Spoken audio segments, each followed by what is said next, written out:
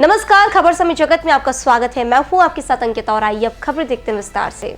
भोपाल मध्य प्रदेश की चर्चित नर्सिंग घोटाला मामले को लेकर कांग्रेस ने सरकार को जमकर घेरा है। कांग्रेस ने कहा है कि व्यापम के कलंक से बाहर नहीं आ पाएगी। अब नर्सिंग का भी घोटाला सामने आ गया। इस मामले को लेकर प्रदेश कांग्रेस मुख्यालय में प्रेस कॉन्फ्रेंस की। इस दौरान उपनेता प्रतिपक्ष हेमंत कटाने ने कहा कि व्यापम के कलंक से बाहर नहीं आ पाए, अब नर्सिंग का भी घोटाला सामने आ गया, जिसमें बीजेपी के नेता भी शामिल है। इसमें सबसे ज्यादा परेशानी स्टूडेंट को हो रही है। एमपी कांग्रेस मीडिया विभाग के अध्यक्ष मुकेश नायक ने कहा कि ग्वालियर हाईकोर्ट की जांच के बाद सीबीआई ने कई मेडिकल कॉलेज को सूटेबल घोषित किया। 66 नर्सिंग कॉलेज को अपात्र घोषित किया गया था। समिति ने ये देखती है कि कितने स्क्वायर फीट की जगह चाहिए, कितने जगह है, उसके हिसाब से मान्यता दी गई। 169 को पात्र, 73 अल्प पात्र और 66 कॉलेजों को अपात्र बताया गया था। इनमें से 9 नर्सिंग कॉलेज शासकीय थे। नर्सिंग कॉलेज के स्टूडेंट्स ने 4 साल के कोर्स की परीक्षा 1 साल में ही दे दी। मुकेश नायक ने उप मुख्यमंत्री राजेंद्र शुक्ला पर भी निशाना साधा। उन्होंने कहा कि प्रदेश का नर्सिंग वातावरण हनुमान जी की 8 सिद्धियां प्राप्त कर चुका है। नर्सिंग घोटाला अगले विधानसभा सत्र का सबसे महत्वपूर्ण विषय होगा। उन्होंने कहा कि एमपी के पूर्व चिकित्सा शिक्षा मंत्री विश्वास कैलाश सारंग के समय सबसे ज्यादा मेडिकल नर्सिंग कॉलेज खोले गए। 1 साल में 40% नए कॉलेज खुले। हमको सीबीआई की जांच पर कोई विश्वास नहीं है। नर्सिंग कॉलेज ऑफ इंडिया के मापदंडों के हिसाब से जांच हो और सभी कर्मियों को एक समय के हिसाब से पूरा किया जाए। वहीं NSUI medical wing coordinator Ravi Parmar ने कहा कि 100 बेड का अस्पताल, 2300 स्क्वायर फीट की जगह और टीचर्स की एमएससी नर्सिंग की योग्यता होनी चाहिए। प्रदेश में फर्जी रजिस्ट्रार की नियुक्ति की गई। भोपाल के गांधी मेडिकल कॉलेज से सुनीता सिद्धू को रजिस्ट्रार बनाया गया। रवि परमार ने इस घोटाले के लिए आवाज उठाई थी तो हथकड़ी बांधकर घुमाया गया। उपस्थित सभी पत्रकार बंधुओं, एक ऐसे विषय पर हम लोग बात करने के लिए जा रहे हैं जिसका संबंध ऐसे बच्चों के भविष्य से है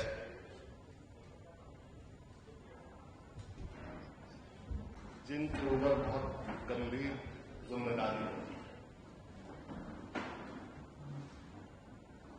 लोगों के इलाज से संबंधित ऐसे दायित्व का इन्हें निर्वहन करना पड़ता है कि जो लोग जीवन और मृत्यु से जूझते हैं उनकी देखरेख के लिए तैयार होने वाली ये वर्कफोर्स है। और इसके साथ कैसा व्यवहार हुआ है मध्य प्रदेश में और कैसा मजाक हुआ है, इसकी आप कल्पना नहीं कर सकते। ये विषय व्यापम का घोटाला, नर्सिंग घोटाला, विश्वविद्यालयों में नियमित पठन पाठन, विश्वविद्यालय के बारे में तो हम अलग से प्रेस कॉन्फ्रेंस में बात करेंगे, बहुत विस्तृत विषय है। मेरे कहने का आशय ये है कि भारतीय जनता पार्टी ने इन 18 सालों में किस तरह से मध्य प्रदेश की कैंपस कल्चर को, परिसर की संस्कृति को, शैक्षणिक वातावरण को, एकेडमिक एटमॉस्फेयर को और शिक्षा की गुणवत्ता और उसकी उत्कृष्टता को, एकेडमिक एक्सीलेंस को कैसे चकनाचूर किया है, उसका ये बीभत्स उदाहरण है जिसके बारे में हम लोग आपसे बात करने के लिए जा रहे हैं। मध्य प्रदेश में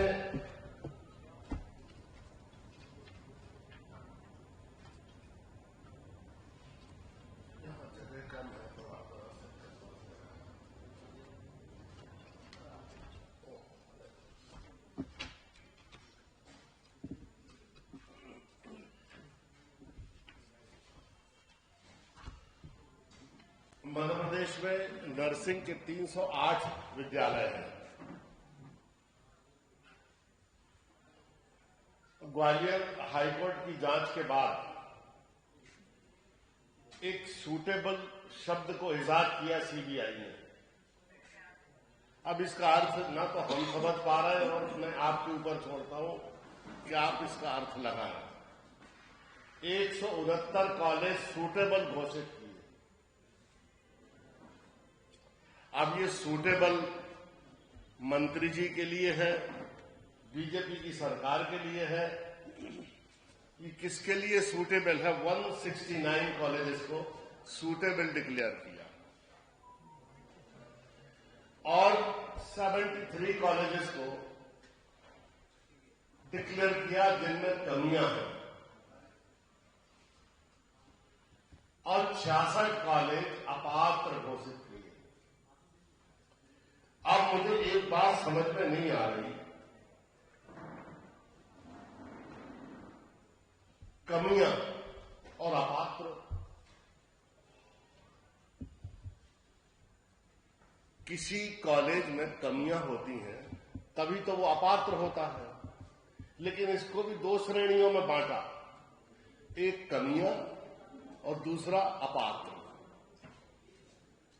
इसको मैं ठीक से समझा दूं। किसी भी महाविद्यालय जो बीएससी नर्सिंग है या एएनएम है या जो भी है, इसकी 3 कैटेगरी है। इसको जब शुरू किया जाता है तो पहले आवेदक अपनी एप्लीकेशन लगाता है, फिर विभाग या नर्सिंग काउंसिल या मेडिकल काउंसिल, मध्य प्रदेश विश्वविद्यालय मेडिकल काउंसिल अपनी समिति बनाती है। समिति ये जाके देखती है कि अगर 40 बच्चों सीट मांगी है कॉलेज में, तो उसमें कितने स्क्वायर फीट कंस्ट्रक्शन एरिया होना चाहिए, कितने स्क्वायर फीट का एडमिनिस्ट्रेटिव ब्लॉक होना चाहिए और कितने स्क्वायर फीट का छात्रावास होना चाहिए। क्रमशः जब सीटें बढ़ती हैं तो अगर एक विद्यार्थी अतिरिक्त एक सीट बढ़ती है तो 3 बिस्तर का हॉस्पिटल अतिरिक्त उसके लिए बनाना पड़ता है। 40 सीट की अगर आप परमिशन दे रहे हैं तो 100 बिस्तर का हॉस्पिटल चाहिए। 100 सीटों की अगर आप परमिशन दे रहे हैं तो 300 बिस्तर का हॉस्पिटल चाहिए।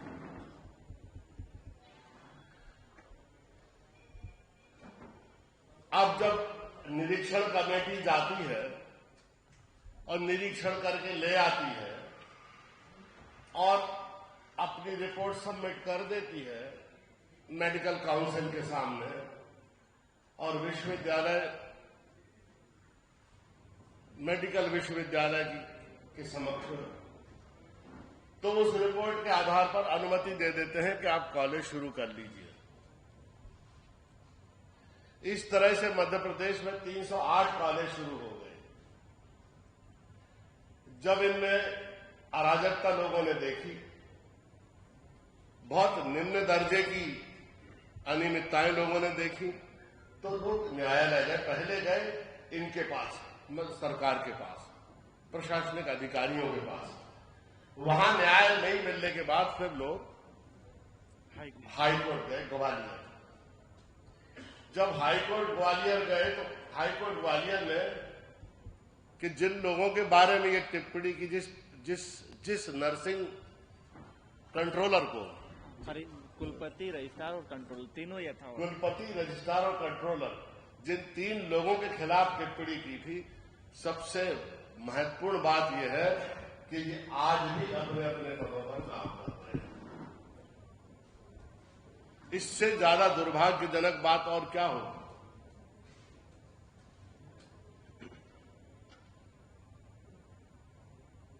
दूसरी बात,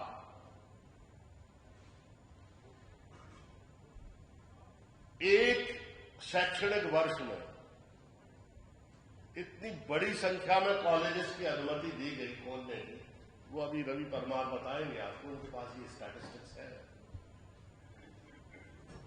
जितने की पिछले 5-10 सालों में नहीं दी गई। और सबसे बड़ी बात यह है कि 3 साल पहले जो नर्सिंग कॉलेज खुले, उनको 3 साल बाद जो है मान्यता दी मेडिकल कॉलेज ने। 3 साल बाद नर्सिंग मेडिकल कॉलेज ने उनको खुलने के 3 साल बाद, यानी आज हम एडमिशन ले रहे हैं और 3 साल बाद हमें ये माना जा रहा है कि हम स्टूडेंट हैं और परीक्षा के लिए पात्र हैं। और हुआ ये कि रजिस्ट्रेशन शुरू कर दिए बच्चों के, एग्जामिनेशन अनाउंस कर दिए और जब रजिस्ट्रेशन शुरू किए तो ऐसे बच्चों ने भी रजिस्ट्रेशन में भाग ले लिया जिन्होंने न फर्स्ट ईयर की परीक्षा दी थी, न सेकेंड ईयर की परीक्षा दी थी, न थर्ड ईयर की, सीधे फाइनल ईयर की परीक्षा में वो अपीयर हो गए और पता नहीं कहां बैठ के उन्होंने पर्चे दे दिए, वो पास हो गए। तो 4 साल का कोर्स उन्होंने एक ही साल में पूरा कर दिया।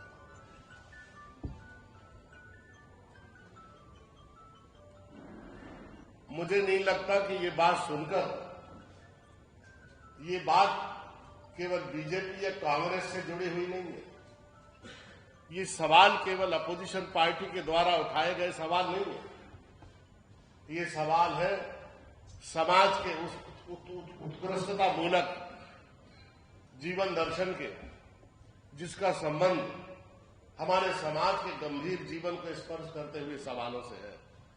और ऐसे सवालों को अगर हमारे पत्रकार बंधु पूरी सजगता से, उत्तरदायित्व के साथ और कर्तव्य पालन की भावना के साथ अगर इसको उठाएंगे तो मुझे लगता है कि अपोजिशन पार्टी का, प्रतिपक्ष का धर्म भी पूरा होगा और लोकतंत्र के चौथे स्तंभ ने जो आपको एक गंभीर दायित्व दिया है उसकी भी पूर्ति होगी। तमाम मसले हैं इससे संबंधित। मैं इस विषय की पूरी जानकारी रवि परमार ने उठाई है और आपको सुनकर हैरानी होगी कि जब इन्होंने सवाल उठाया, इनकी शादी के 10 दिन हुए थे, इनको हथकड़ी बांधकर, न्याय की गुहार लगाने वाले आदमी को हथकड़ी बांधकर पूरी सड़कों पर भोपाल में घुमाया गया कि तुम नरसिंह घोटाला और ये सब चीजें क्यों उठा रहे हो।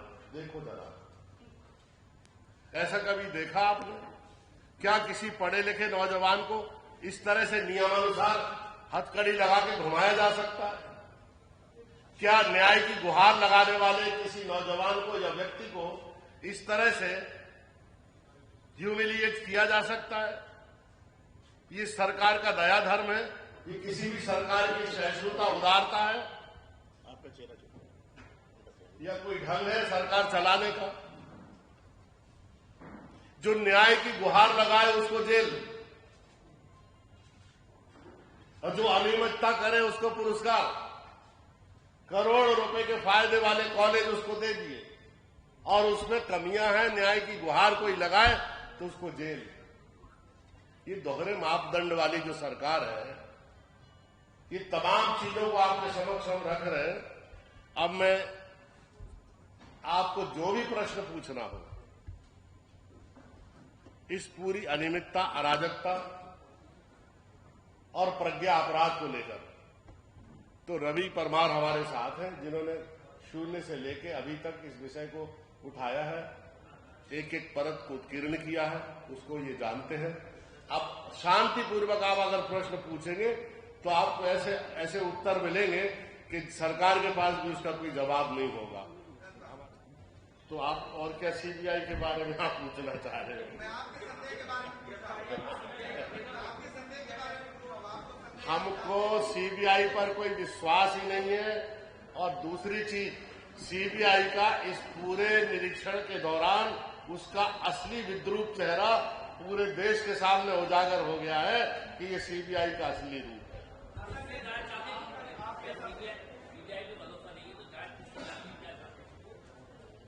किस पे भरोसा करोगे आप बताओ? आप ये ऐसा पहले ही करना चाहिए था इन्हें कि कोई हाई कोर्ट का कोई रिटायर्ड जस्टिस हो, न्यायमूर्ति हो, और उसके नेतृत्व में जिला अदालत के 2 जज हों। इस तरह से अगर 3 लोगों की कमेटी बनाते हो तो मुझे लगता कि कुछ इसके निष्कर्ष निकल के आते थे। सीबीआई तो पार्टनर हो गई, आपको नहीं पता है? सीबीआई ने पैसे तो लिए ही। सीबीआई ने प्राइवेट कॉलेज के लोगों से ये कहा कि ये कॉलेज हमारे फलाने भाई को आउटसोर्स कर दो। इन्हें दे दो कॉलेज। आपने कभी ऐसा सुना कि कोई कॉलेज हम जाए तुम्हारे पास कि यार वो कॉलेज हमें दिलवा दो? इन्हें जितनी लेवल की इसमें गिरावट हो सकती थी, भाई साहब उतने लेवल की इसमें गिरावट और उतने स्तर का इसमें अनियमितता हुई है।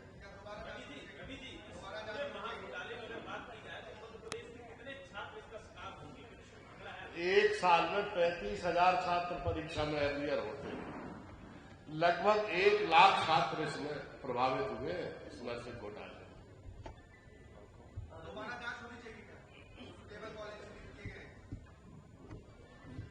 जो बेचारे स्टूडेंट है ना, 80 साल के हो जाएंगे तब तक जांच खत्म ना हो। अभी व्यापम की जांच खत्म हो गई।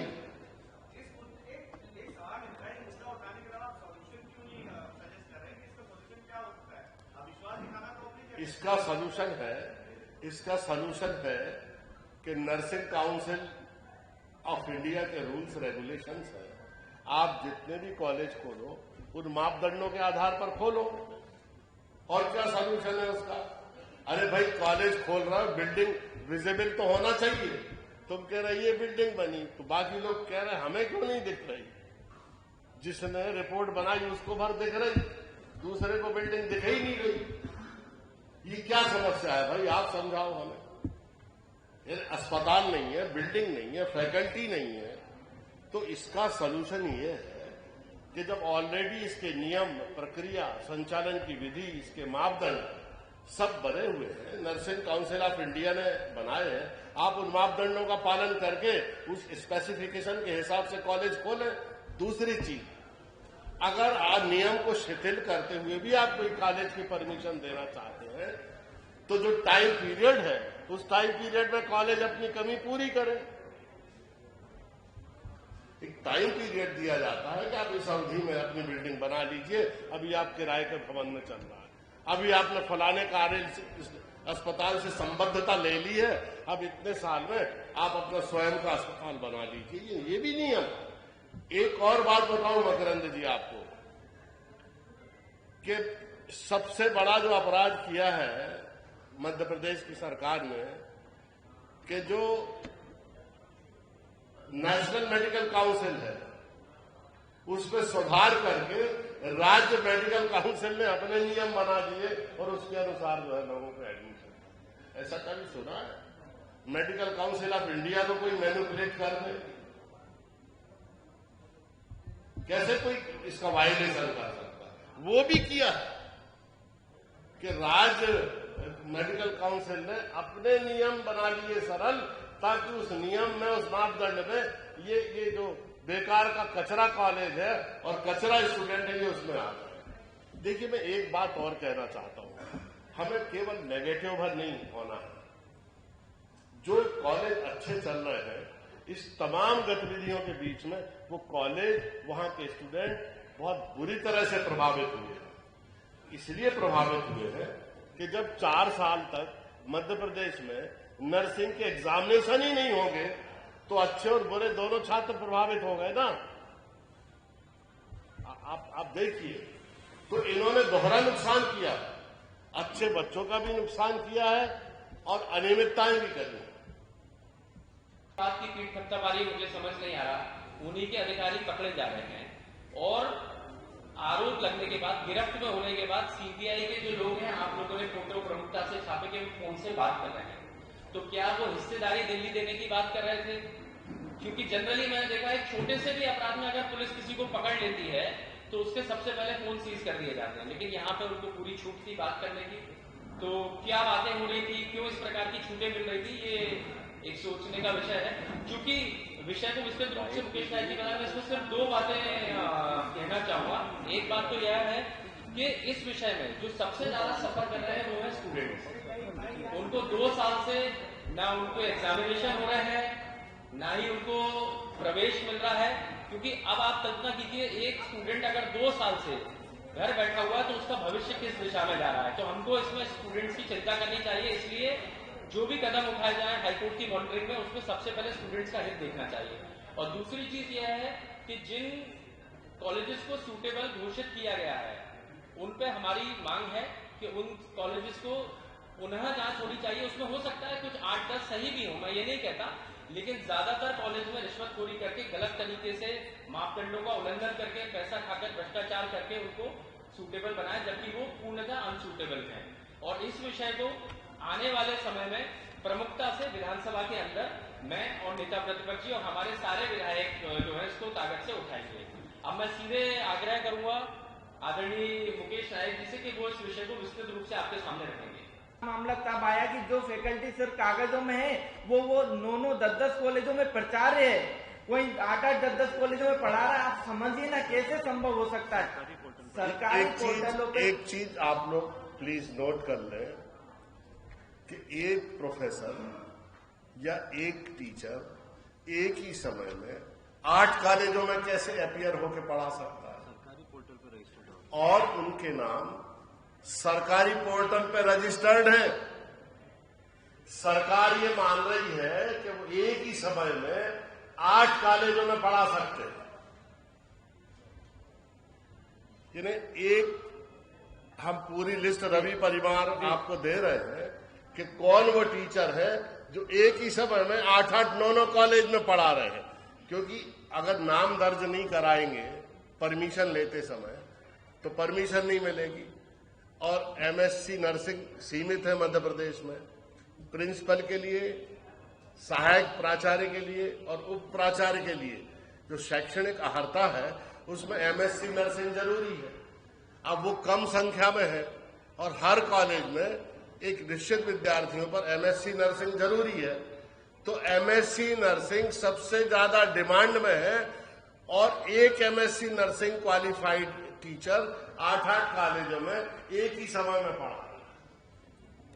देखिए, जिस तरह से ये पूरा फैकल्टी का फर्जीवाड़ा हुआ था, इसमें एक फैकल्टी जबलपुर के कॉलेज में, वही फैकल्टी भोपाल के कॉलेज में, वही फैकल्टी इंदौर के कॉलेजों में, वही फैकल्टी ग्वालियर के कॉलेजों में, वही फैकल्टी रतलाम के कॉलेजों में और वही फैकल्टी अन्य राज्य में। मतलब एक फैकल्टी इतनी महान है कि वो मध्य प्रदेश एक दिन में मध्य प्रदेश के इतने कॉलेजों में पढ़ाने के बाद अन्य राज्य भी पढ़ाने जा सकती है। मतलब इतना हैरान कर देने वाला मामला सामने आया और ये पूरा माननीय न्यायालय के सामने भी हमने रखा और इसमें 19 कॉलेजों की मान्यता भी रद्द हुई, लेकिन मुकदमा किसी पे दर्ज नहीं किया भारतीय जनता पार्टी की सरकार ने, क्योंकि वो सब कॉलेज भारतीय जनता पार्टी के नेताओं द्वारा संचालित होते थे और इनको कहीं ना कहीं पूरी तरह से भारतीय जनता पार्टी के नेताओं का राजनीतिक संरक्षण प्राप्त है।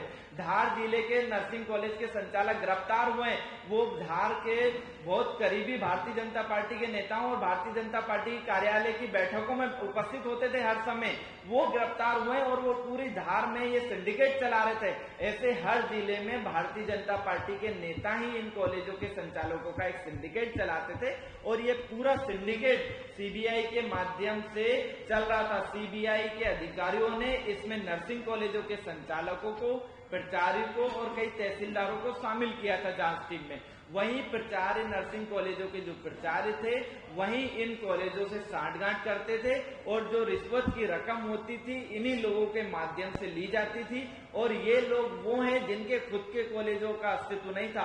आप देखिए, भोपाल का मलय नर्सिंग कॉलेज है, उसका खुद का कोई अस्तित्व नहीं है, उसका कोई खुद का कोई अस्पताल नहीं है और नियम का तार करके हुए उसका अस्पताल उसकी कॉलेज से 45 किलोमीटर की दूरी पर है। उसके बाद भी उसको क्लीन चिट दे दी थी सीबीआई ने। क्यों क्लीन चिट दी थी? क्योंकि उसकी खुद की प्राचार्य सीबीआई की निरीक्षण टीम में शामिल थी, इसलिए उसको क्लीन चिट दे दी। क्योंकि उसकी प्राचार्य खुद लेन देन का मामला कर रही है तो अपने कॉलेज के लिए तो सांठगांठ कर ही लेगी ना। तो इस तरह से ये एक इनके मलय नर्सिंग कॉलेज का पूरा मामला है। इस कॉलेज के अस्पताल की दूरी 45 किलोमीटर दूर है, जबकि नियम है 20 किलोमीटर के दायरे में अस्पताल होना चाहिए नर्सिंग कॉलेज का और इनका 45 किलोमीटर के दायरे में था। इनकी जो कॉलेज की बिल्डिंग है वो सिर्फ 8,000 स्क्वायर फीट है, नियम कहता है 23,000 स्क्वायर फीट होना चाहिए। अब इस तरह से नियमों को तार करते हुए मध्य प्रदेश में सीबीआई ने सुटेबल लिस्ट जारी की थी और इन कॉलेजों को क्लीन चिट दे दी थी। और राजधानी में ऐसे कई कॉलेज हैं जिनको क्लीन चिट दे दी गई थी जो कि धरातल पर नहीं थे। अब आप देखिए प्रदेश में क्या हालत होगी। प्रदेश में कैसे कॉलेजों को एक एक कमरे में कॉलेज चलने वाले थे, वहीं कहीं गार्डनों में कॉलेज चलते थे, एक किराए के कमरे में कॉलेज चलने वाले को मान्यता क्लीन चिट दे दी थी सीबीआई ने। उसके बाद लगातार हमने शिकायत की, इसके बाद ये बड़ा खुलासा हुआ और दिल्ली सीबीआई ने ये कार्रवाई की। लेकिन ये कार्रवाई से हम संतुष्ट नहीं है। हम इससे क्यों संतुष्ट नहीं है कि जिन आरोपियों को गिरफ्तार किया गया है वो सिर्फ इसके ऊपर ना तो कोई कार्रवाई करते हुए दिखे हैं और सिर्फ ये एक दिखावे की कार्रवाई है। पूरे नर्सिंग घोटाले को दबाने के लिए एक दिखावे की एक कार्रवाई की गई है। वहीं एक चौंकाने वाला मामला सोमवार को सामने आया है। मैं बता दूं इसके बारे में। तो मैं धन्यवाद ज्ञापित करना चाहता हूं कि इस पूरी लड़ाई में आपका हमेशा सहयोग रहा और योगदान रहा। आपकी भूमिका के कारण ही मध्य प्रदेश में इतना बड़ा नर्सिंग फर्जीवाड़ा जो महा घोटाला था जो उजागर हुआ, आप सबके सहयोग की वजह से ये लड़ाई लड़ने का साहस मुझे मिला। अब मैं बताना चाहूंगा आपको कि जिस तरह से मध्य प्रदेश में धड़ल्ले से नर्सिंग कॉलेज जो खोले जा रहे थे उनको लेकर नियमों को में बदलाव, किस तरह से नियमों में जो किया गया था परिवर्तन, उन नियमों के बारे में मैं पहले आपको बताऊंगा कि मध्य प्रदेश में नर्सिंग कॉलेज चलाने के लिए क्या क्या नियम होना चाहिए। मध्य प्रदेश में नर्सिंग कॉलेज संचालित करने के लिए पहले सबसे जो प्रायोरिटी है वो आपके पास 100 बेड का अस्पताल होना अनिवार्य है। अगर 100 बेड का अस्पताल आपके पास नहीं होगा तो आप नर्सिंग कॉलेज के लिए अप्लाई भी नहीं कर सकते। उसके बाद आपका जो नर्सिंग कॉलेज की बिल्डिंग है वो 23,000 वर्ग फीट होना चाहिए। अगर वो 23,000 स्क्वायर फीट वर्ग फीट नहीं होगी तो आप नर्सिंग कॉलेज के लिए अप्लाई नहीं कर सकते। वहीं फैकल्टी के नियम भी हैं। मध्य प्रदेश में जिस तरह से नर्सिंग कॉलेजों में बहुत बड़ा फैकल्टी का भी घोटाला हुआ है उसमें भी मैं आपको आगे बताऊंगा। लेकिन जिस तरह से फैकल्टी होना चाहिए उसमें प्राचार्य, उपाचार्य, प्राध्यापक और सहायक प्राध्यापक और टीचर होना चाहिए। इन सबकी एक अलग अलग स्पेसिफिकेशन है। सब एमएससी नर्सिंग से होना चाहिए, जिनमें की बीएससी नर्सिंग के बाद 2 साल का एमएससी नर्सिंग का कोर्स होता है वो यह होना चाहिए। वहीं प्राचार्य के लिए 15 साल का अनुभव होना चाहिए, उपाचार्य के लिए 12 साल का अनुभव होना चाहिए इन लोगों को, और प्राध्यापक के लिए 10 साल का अनुभव होना चाहिए, सहायक प्राध्यापक के लिए 8 साल का अनुभव होना चाहिए। वहीं टीचर के लिए 3 साल और 1 साल का अनुभव होना चाहिए। वहीं इन नियमों में एक 10 शिक्षक पे एक शिक्षक 10 स्टूडेंट पे रहता है। अगर स्टूडेंट की संख्या बढ़ती है तो आपको शिक्षकों की संख्या भी बढ़ाना पड़ेगी विश्वविद्यालय में। उसके बाद जब आप महाविद्यालय का संचालन करते हैं तो उसमें आपको नियम अनुसार fundamental lab, nutrition lab, psychology lab, ये सब लेबोरेटरी जो कि नर्सिंग के पाठ्यक्रम में है, जिनको गहन चिकित्सा करने के बाद इन लेबोरेटरी में ट्रेनिंग दी जाती है प्रत्येक महीने छात्रों को, वो होना चाहिए। अब उसके बाद जिस तरह से मध्य प्रदेश में फर्जी रजिस्ट्रारों की नियुक्ति की गई उसके बारे में मैं पहले आपको बताऊंगा कि मध्य प्रदेश में किस तरह से फर्जी रजिस्ट्रारों की नियुक्ति की गई। मध्य प्रदेश के चिकित्सा शिक्षा विभाग ने 24 सितंबर 2021 को एक फर्जी रजिस्ट्रार की नियुक्ति की थी जो सुनीता सीजू थी, जिन्होंने ये पूरे मध्य प्रदेश में नर्सिंग घोटाले को अंजाम दिया। ये सुनीता सीजू भोपाल के गांधी मेडिकल कॉलेज में सिर्फ प्रोफेसर थी, उनको रजिस्ट्रार बना दिया जहां पर योग्यता नहीं थी, उनके पास अनुभव नहीं था। वहीं उनकी शिकायत ईओडब्ल्यू तक में चल रही थी, उनकी कई लंबे समय से ईओडब्ल्यू में शिकायत चल रही थी। उसके बाद भी उनको मध्य प्रदेश के चिकित्सा शिक्षा विभाग ने रजिस्ट्रार बना दिया था। जिस दिन वो रजिस्ट्रार बनी उसी दिन हमने चिकित्सा शिक्षा विभाग के पास पहुंचकर शिकायत दर्ज कराई थी कि इनको तत्काल हटाया गया जाए, इनके ऊपर आर्थिक अनियमितताएं और अन्य कई प्रकरण चल रहे हैं जिनमें इनके ऊपर भ्रष्टाचार के भी आरोप है और ना ही ये रजिस्ट्रार के पद के लिए योग्यता है। इनकी योग्यता विहीन थी, कार्य क्षमता विहीन थी ये, उसके बाद भी इनको रजिस्ट्रार बना दिया। लेकिन हमारी बात नहीं सुनी गई भारतीय जनता पार्टी की सरकार ने और उनको यथावत रखा, क्योंकि फिर मध्य प्रदेश में नर्सिंग घोटाला नहीं होता अगर इनको नहीं रखते ऐसे फर्जी लोगों को। तो ऐसे फर्जी लोगों को रजिस्ट्रार बनाकर मध्य प्रदेश में नर्सिंग का घोटाला किया गया। उसके बाद जब जबलपुर हाईकोर्ट ने 23 अगस्त 2022 को एक बड़ी टिप्पणी की कि जो योग्यता पूरी नहीं की कर रही है उनको रजिस्ट्रार क्यों बनाया गया, तो उसके बाद चिकित्सा विभाग ने आनन फानन में 23 अगस्त को हाईकोर्ट के निर्णय के बाद इनको निलंबित कर दिया। अब सबसे बड़ी बात इसमें यह है कि हाईकोर्ट के आदेश के बाद इनको निलंबित किए जाने के बाद चिकित्सा शिक्षा द्वारा इनको विशेष सुविधा उपलब्ध कराई जा रही थी, जो कि एक रजिस्ट्रार को मिलती है। इनको नर्सिंग काउंसिल से गाड़ी मिल रही थी, इनको चिकित्सा शिक्षा विभाग में बैठने के लिए केबिन बना दिया गया था, बढ़िया एकदम फर्स्ट क्लास। मतलब इतनी शानदार फैसिलिटी दी जा रही थी हाईकोर्ट के आदेश के बाद भी। उसके बाद फिर हमने दोबारा न्यायालय में इस पूरे मामले को संज्ञान में लाया, तो हाईकोर्ट ने कहा कि ऐसा क्या विशेष है इनमें सुनीता सिजू में, क्योंकि अगर इनके ऊपर कार्रवाई करता चिकित्सा शिक्षा विभाग तो भारतीय जनता पार्टी के कई नेता और चिकित्सा शिक्षा विभाग के कई बड़े अधिकारी इसमें रडार पर आ जाते, क्योंकि वो एक की एक परतें खोल देती, क्योंकि पूरा सिंडिकेट चल रहा था नर्सिंग घोटाले का और ये सुनीता सिजू के माध्यम से चलाया जाता था, जिसके लिए आज तक सुनीता सिजू पर एक भी कार्रवाई नहीं की गई है। दूसरा मामला तब सामने आया जब मध्य प्रदेश आयुर्विज्ञान विश्वविद्यालय जबलपुर के कुलपति अशोक खंडेलवाल, रजिस्ट्रार पुष्पराज बघेल और परीक्षा नियंत्रक सचिन कुचिया, इन सभी लोगों ने साठगांठ करके फरवरी 2023 में मध्य प्रदेश के उन नर्सिंग कॉलेजों को मान्यता दे दी जो 2020 से चल रहे थे, लेकिन उनको इतने लंबे समय से मान्यता क्यों नहीं दी गई थी? क्योंकि वो फर्जी थे, नियमों पर संचालित नहीं हो रहे थे, मापदंडों को पूरा नहीं कर रहे थे। जो इनके पहले कुलपति थे उन्होंने इन कॉलेजों को मान्यता देने से साफ इनकार कर दिया था, लेकिन उसके बाद इन कुलपति और रजिस्ट्रार ने सांठगांठ करके फरवरी 2023 में इन कॉलेजों को मान्यता जारी कर दी। वहीं फरवरी 2023 में ही इनके नामांकन करवाने की प्रक्रिया शुरू कर दी। वहीं 28 फरवरी से इनके परीक्षा के लिए प्रवेश पत्र जारी कर दिए थे और इनके परीक्षा के प्रवेश पत्र जारी होने के बाद 27 फरवरी को माननीय ग्वालियर हाईकोर्ट ने परीक्षा पर रोक लगा दी थी कि आप ये गंभीर विषय है कि आप फर्जी नर्सिंग कॉलेजों को मान्यता देकर फर्जी छात्रों को प्रवेश करवाकर फर्जी नर्सिंग कॉलेजों को एक बड़े पैमाने पर संचालित करने का कार्य कर रहे हैं साठगांठ के साथ। उसके बाद अप्रैल 2023 में ग्वालियर हाईकोर्ट ने सीबीआई जांच के आदेश दिए थे और सीबीआई को इस भरोसे से जांच के आदेश दिए थे कि मध्य प्रदेश में एक बड़ा नर्सिंग घोटाला है जिसकी सीबीआई जांच करेगी तो कई तथ्य सामने आएंगे और कई बड़े खुलासे होंगे। लेकिन खबर समय जगत के संवाददाता आदित्य सराठे की report. For latest news, subscribe to our channel and press the bell icon.